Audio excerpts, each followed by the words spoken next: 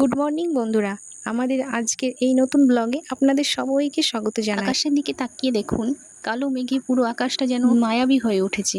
মেঘলা মেঘলা এই দিনগুলো আমার ভীষণ প্রিয়। আর এই মেঘলা আলোর ছোঁয়ায় চারপাশে সবুজ গাছগুলো যেন আরো বেশি জীবন্ত আর সতেজ। সকালবেলা খেজুর খাওয়া স্বাস্থ্যের জন্য কত ভালো জানেন।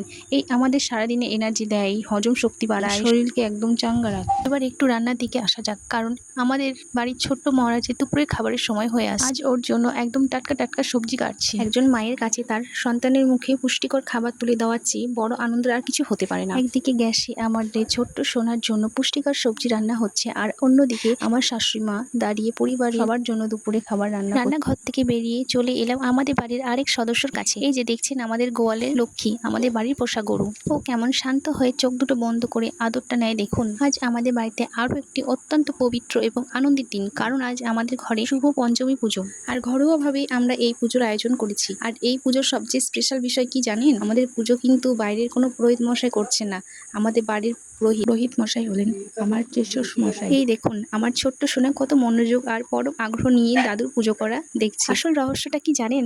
ও আসলে পুজো শেষ হওয়ার অপেক্ষা করছে, যাতে পুজো কমপ্লিট হলেই ও থালায় সব মিষ্টি প্রসাদ আর ফল খেতে পারে। এই যে পুজো কমপ্লিট, আর দেখুন এই যে প্রসাদ খাওয়া শুরু করে দিয়েছে। এরই মাঝে আজকে আমার আরো একটা খুব স্পেশাল কাজ। তো অনেকেই জানেন আমি স্কিন কেয়ার করতে কতটা ভালোবাসি, তাই আজ বিখ্যাত ব্র্যান্ড প্লাম এর কোম্পানির দুর্দান্ত স্কিন কেয়ার প্রোডাক্টের একটা ভিডিও শুট করলাম।